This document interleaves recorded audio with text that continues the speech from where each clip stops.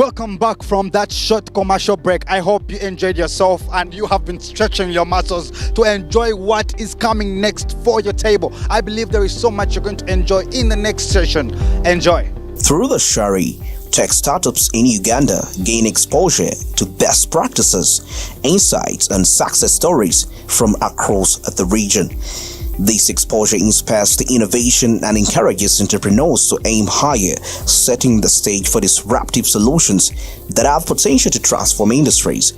The event serves as a catalyst for attracting investment, creating partnerships, and unlocking new avenues for growth, ultimately bolstering Uganda's position on the East African tech startup landscape. And all this has been made possible with the responsible stakeholders, such as the Innovation Village.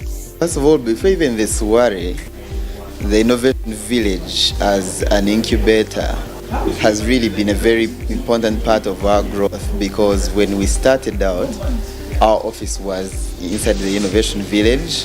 They gave us office space, they gave us a community of fellow innovators in the fintech space that helped us to kind of grow.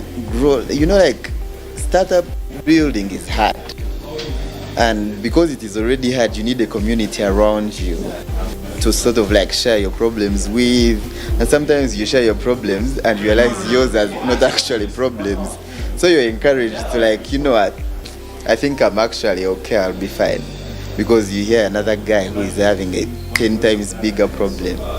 So that was the biggest, I think, to this day. So even the Swari is founded on that, because the whole idea of the Swari is that we come as different startups and different innovators in the ecosystem, and then share experiences, network, learn from the guys that have gone before us. And sort of like after a long week, today is a Friday, after a long week you have this, you're rejuvenated, because some weeks can mean to be really long.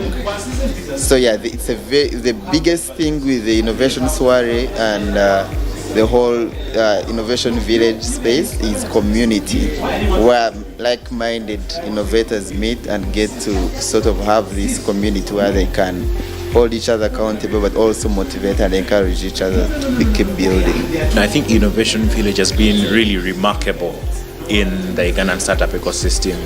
It's easy to overlook, different activities, but once you talk about entrepreneur support organizations in the Ugandan ecosystem, what comes first? Innovation Village.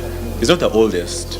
It's not the that's in all areas. But what makes Innovation Village vibrant is its impact, its value, and that's what makes it compelling. Its community, that entrepreneurs that it has. So Innovation Village's value is Innovation Village has the network of people that are able to take a startup from point A to point B. They have the tools to help them, they have the human resource to help them, they have the networks to help them within and outside Uganda. So, ideally a startup needs many things for it to grow and thrive. They need investors, they need world-class tools when it comes to software, developing MVPs. They need a community of like-minded people. That's how innovation comes about. Someone has an idea of how to do this and then has a different way of doing it, putting it together. That's innovation. So Innovation Village has those tools that would help a startup go from point A to point B, and they also develop the founder, with their venture building programs and upskilling programs. The Innovation Village is always up to something to help the entrepreneurs here. We hosted a delegation from the National Planning Authority, and all those efforts are geared to make sure that the interests of the youth and entrepreneurs in the country are well represented. They came and they have been able to see what we do, not only here but also in other regions of Uganda. We are also pushing the Startup Act. We do not have a policy framework for startups, and we've been pushing that very hard as the village in collaboration with other hubs and other entities that are big stakeholders in the Uganda startup ecosystem. So policy is at the core of what we do, and it's very important, because without regulation, then whatever you're building it in a vacuum. And now crossing over to the fintech challenges and regulatory hurdles. Additionally, we delve into the challenges faced by the fintech space, particularly concerning regulatory framework. While the tech startup scene in Uganda continues to thrive, the fintech space faces its own set of challenges. One prominent issue is the regulatory framework surrounding financial technology innovations. Financial startups operate in a heavily regulated environment, which can often stifle their growth and hinder the development of disruptive solutions. Regulatory frameworks designed for traditional financial institutions struggle to keep pace with the rapid evolution of fintech. Startups find themselves navigating complex and outdated regulations, resulting in lengthy approval processes, high compliance costs, and limited room for experimentation. These challenges impede the development of innovative fintech solutions that could drive financial inclusion and transform the lives of millions of Ugandans. Of course, despite some of the players say it's promising. I think also it's called FITSPA. It's the Financial IT Authority, Association, which mainly it pioneered the drafting of the National Payment Systems Act, and you will see that is when companies like Mobile Money, MTN Mobile Money, Airtel actually had a proper framework for them to operate. Yeah. And it was from that companies like us also got we got interested in what caters for us in that particular act, and there is a clause which addresses something called the sandbox environment, mainly a new innovation hub for new innovators like us who are dealing in digital assets. For example, it's new innovation, people are confused about it, and they're saying, oh man, you guys just come, figure it out, as we also figure out how to properly regulate you, and after the sandbox we can give you a full license in case it makes sense. So I think we are getting closer to regulation, especially because we are getting into a world of one currency.